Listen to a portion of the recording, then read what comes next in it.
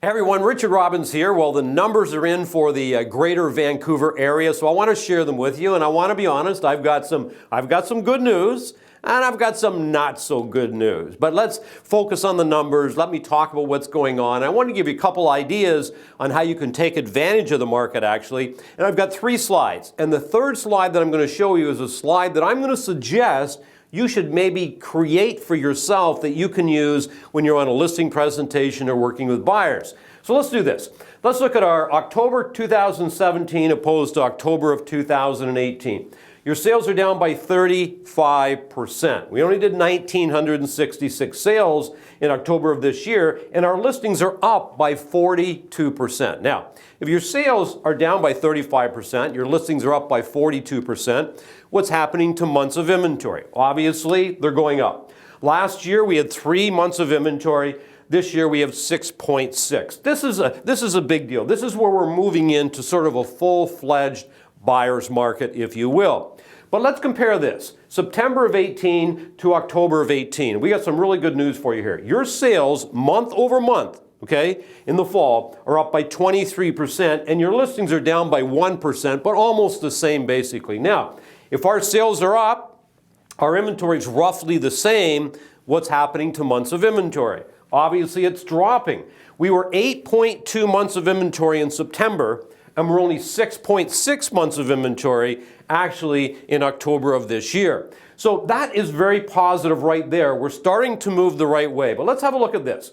Here's, you got sales in 2017 and 2018. So obviously you can see 2018 January is better than 17. But then what started to happen, you can see it started to drop off, okay? 18 was weaker, 2018 weaker, weaker, weaker, all the way through right to the end of October. But here's what's really cool. Look what happened here. You can see our sales were a little bit stronger and they kept coming down. Then all of a sudden in September, or I should say October, they went up. Look at the difference right here. So I think this is very positive, especially based on the fact that we had another interest rate increase, okay, in the month of October. And we're probably going to see more going forward. So the question is, how do you take advantage of a market like this?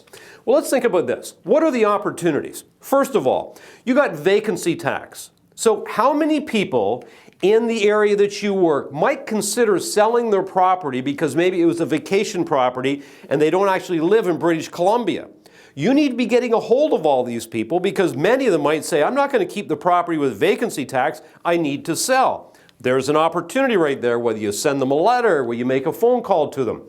Or what about the luxury tax, right? I think it's some properties that are over $3 million, or maybe some of those people are going to consider doing things as well. And right now, do you think builders need your help? See, when the market's really good, builders sometimes go, oh, what do we need real estate agents for? But all of a sudden, market starts to change, builders start to need your help. So even with what's going on in the market, and I don't know what's going to happen the rest of this year, moving into next year, I think it's going to be more of the same. I don't see anything changing dramatically. I think November your sales are going to be, maybe as strong as October, but nobody knows for sure, right? But here's what you got to do. You got to realize the market is the market is the market is the market. And you can't change what is. So don't be trying to change what is. Decide, how do I take advantage of what is? Look at those people that might be selling because of the taxes, right? Look at the builders that might need help right now, would consider doing full listings on their condo units or maybe homes they're building where they didn't have to before because the market was still good. And always remember, in every market, there's always opportunity. But you probably need to change some of the ways you're trying to generate leads or start generating leads because maybe before you didn't have to do it as much.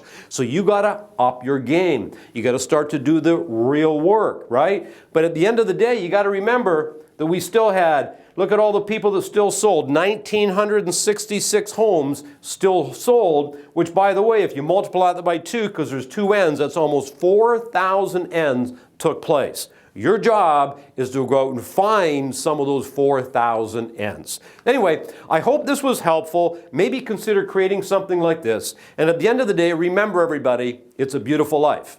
Make it count.